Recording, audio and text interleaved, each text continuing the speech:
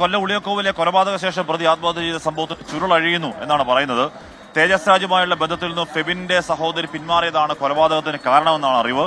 മറ്റൊരാളുമായി വിവാഹം ഉറപ്പിച്ചതാണ് കൊലപാതകത്തിന് കാരണം എന്നാണ് എഫ്ഐആറിന്റെ പകർപ്പ് 24 കിട്ടി.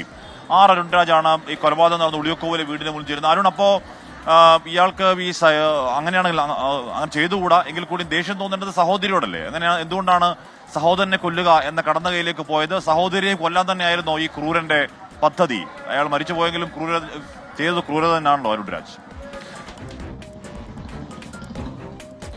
തീർച്ചയായും നരാധവൻ തന്നെ പറയേണ്ടിയിരിക്കുന്നു ഹാഷ്മി. മറ്റൊന്നുമല്ല, കാരണം സ്നേഹിച്ച പെണ്ണിനോട് അത് ചെറിയ നിമിഷത്തിലുണ്ടായ ഒരു പ്രശ്നം, അല്ലെങ്കിൽ ആ പെണ്ണ് ആ ജീവിതത്തോട് വിട പറയുന്നു, അല്ലെങ്കിൽ തന്നോട് ഗുഡ് ബൈ പറയുന്നു എന്ന് തോന്നിയ ഘട്ടത്തിൽ ആ പെണ്ണിനെ കൊല്ലാൻ എടുക്കുന്ന തീരുമാനം അത് ഒരു തരത്തിലും ന്യായീകരിക്കാൻ കഴിയുന്നതല്ല. ഇപ്പോൾ പോലീസിന്റെ എഫ്ഐആർ പുറത്തു വന്നിരിക്കുന്നു. ഈ എഫ്ഐആറിൽ പറയുന്നത് ഫിബിന്റെ സഹോദരി മറ്റൊരാളുമായി വിവാഹം ഉറപ്പിച്ചു.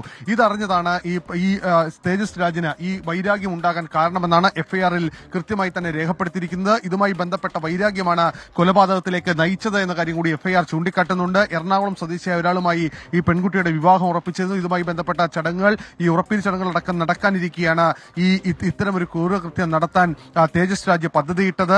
ഈ തേജസ് രാജ് പദ്ധതിയിട്ടത് വീട്ടിലടക്കം ചിലരുമായി ഇത് ആശയവിനിമയം നടത്തിയിരുന്നു. അവളെ ജീവിക്കാൻ അനുവദിക്കില്ല എന്നതായിരുന്നു തേജസ് രാജ് തന്റെ ബന്ധുക്കളോടക്കം പറഞ്ഞിരുന്നത്. ഇതിൽ നിന്ന് മാറ്റാൻ, ഈ തേജസ് രാജിനെ മാറ്റാൻ വേണ്ടിയുള്ള ശ്രമങ്ങൾ ഈ വീട്ടുകാർ നടത്തിയെങ്കിലും വിഫലമായി പോയി എന്നുള്ളത് കൂടിയുണ്ട്. ഇപ്പോൾ നമ്മളോടൊപ്പം ചേരുന്നത് ഈ ആ സമയത്ത് ഇന്നലെ ഉണ്ടായിരുന്ന ഒരാളാണ്. ഇന്നലെ ഈ പർദ്ദ ധരിച്ച് ഈ വഴി പോകുന്നത് കണ്ടപ്പോൾ അസ്വാഭാവികത തോന്നിയ ചേട്ടാ, ഇന്നലെ എന്തായിരുന്നു കണ്ടത്? പിന്നെ ഞാൻ അർക്ക സോളാർ സൊല്യൂഷൻ എന്ന് പറഞ്ഞിട്ട് സോളാറിന്റെ വെണ്ടറാണ്. KCBയുടെയും MNREയുടെയും വെണ്ടറാണ്.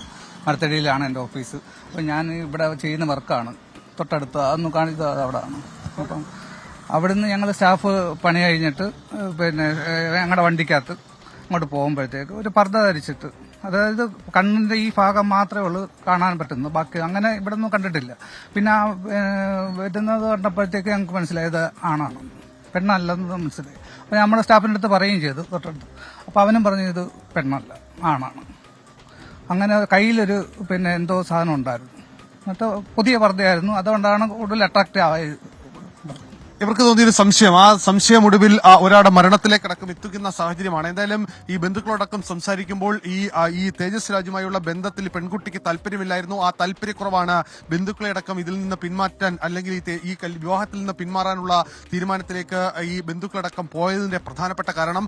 അതിൽ വൈരാഗ്യം ഈ തേജസ് രാജിനുണ്ടായിരുന്നു. ആ വൈരാഗ്യമാണ് ഒടുവിൽ ഈ വീട്ടിലേക്ക്, അത് പെൺകുട്ടിയെ തിരക്കിയാണ് വീട്ടിലേക്ക് എത്തിയത് എന്നുള്ളതാണ് പോലീസ് ഇക്കാര്യത്തിൽ ഉറപ്പിക്കുന്നത്. പക്ഷേ പെൺകുട്ടിയെ കണ്ടെത്താൻ കഴിഞ്ഞില്ല. കാരണം നിരവധിയായ തവണ ഈ കുട്ടിയെ ഈ ഫോണിൽ ബന്ധപ്പെടാൻ ഈ തേജസ് രാജ് ശ്രമിച്ചു. പക്ഷേ ഫോണിൽ ലഭിച്ചില്ല. ഒടുവിലാണ് ഇവിടേക്ക് വേഷം മാറി ഈ വീട്ടിലേക്ക് എത്തുകയും ഫെബിനെയും അതുപോലെ തന്നെ ഗോമസിനെയും കുത്തുകയും ചെയ്തത്. ഈ കുത്ത് അത് ആഴത്തിലുള്ളതായിരുന്നു. അങ്ങനെയാണ് ഫെബിന്റെ മരണം സംഭവിക്കുന്നത്. ശ്വാസകോശത്തിലേക്കടക്കം ആഴത്തിൽ കുത്തിക്കേറിയിട്ടുണ്ട് എന്നുള്ളതാണ് പ്രാഥമികമായി പോലീസിന്റെ ഒരു വിലയിരുത്തൽ. എന്തായാലും അല്പസമയത്തിനകം പോസ്റ്റ്മോർട്ടം നടപടികൾ ആരംഭിക്കും. ഈ വിവാഹബന്ധം വേർപിരിയാൻ എടുത്ത തീരുമാനവും മറ്റൊരാളെ കല്യാണം കഴിക്കാനുള്ള തീരുമാനവുമാണ്, ഈ സഹോദരി കല്യാണം കഴിക്കാനുള്ള തീരുമാനവുമാണ് ഈ കൊലപാതകത്തിന്റെ കാരണമെന്നാണ് എഫ്ഐആർ.